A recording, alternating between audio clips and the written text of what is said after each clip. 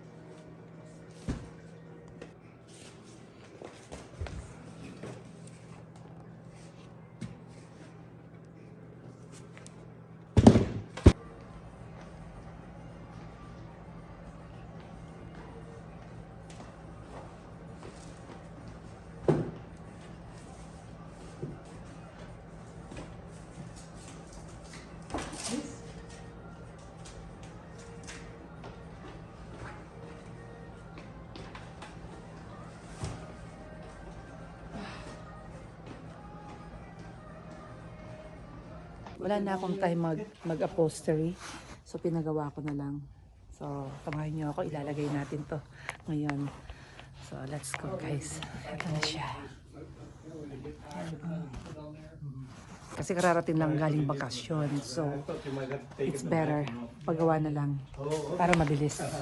Tara, let's go!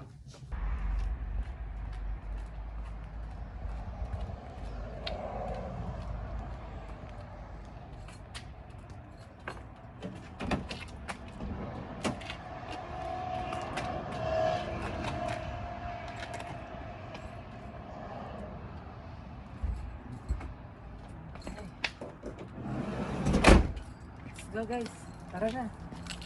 Excited.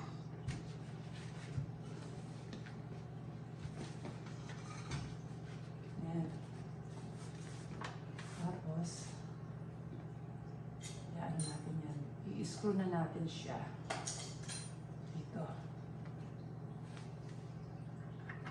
Yun. Pumasok. Okay.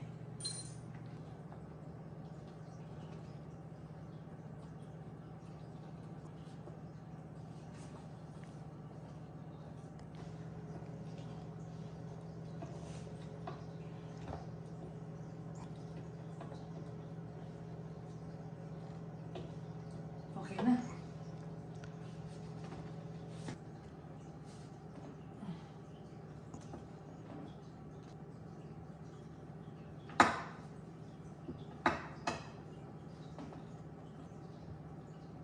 Okay. Try natin siya. Wow.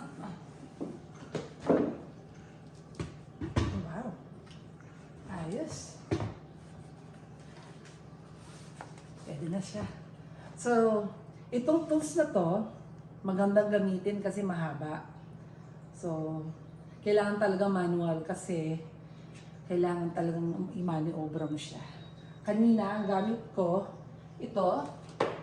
Pero, mas maganda din ito dahil medyo mahaba.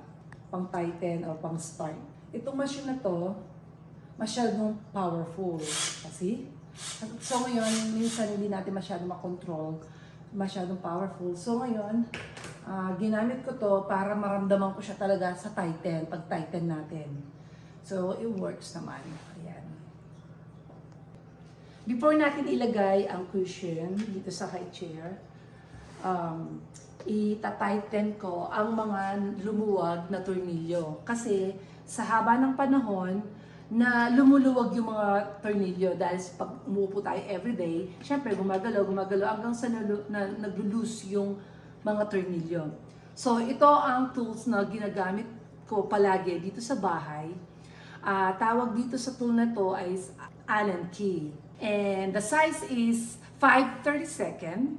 So malimit na nandito lang yan lagi sa aking drawer na kunwari na loose siya.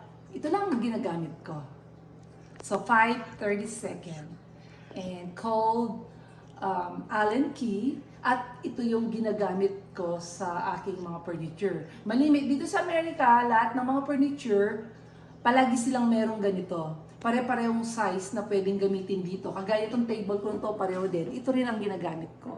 So, dito okay tayo. So, dito tayo magsisikip ng tornilyo.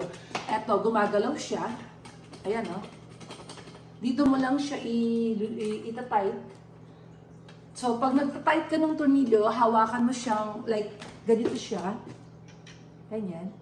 Hawakan mo lang siyang ganyan para may puwersa tayong mag-ikot. Kagaya to, maluwag. Ayan. See? So, ayun, tight na siya. Ayan, punta naman tayo sa kabila. Dito. Ito. See? Maluwang pa. Ayan. 1. See? Maluwang. Maluwang siya. Then, lahat yan, gagawin natin hanggang dito sa paa. Dahil hindi ko gusto itong lumuluwag na to. Lagi yan. Palagi pa dito sa loob, dito.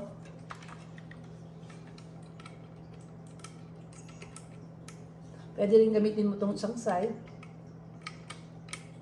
Ayan.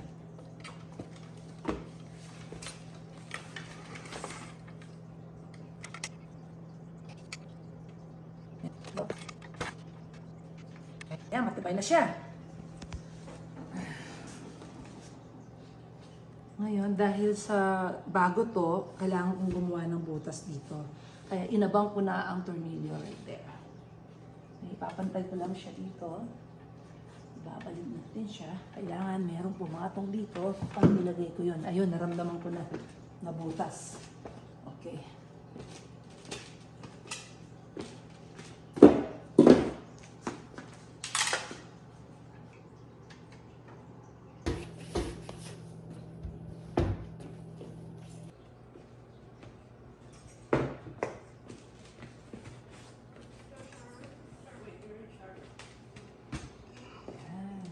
So now, ipapolish natin siya. So, para magmukhang talagang bago na siya.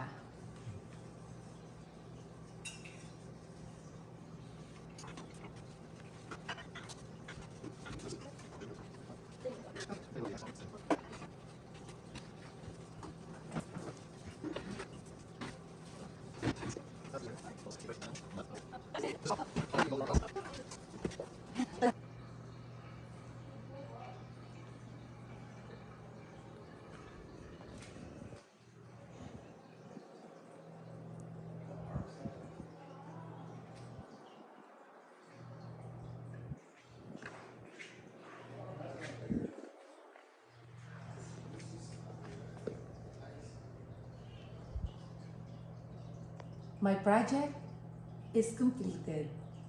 I make them brand new and look good, and I save a lot of money. Now it's time to enjoy these cheers. Whew. Thank you for watching this video. Don't forget to subscribe, like, and share. Bye for now.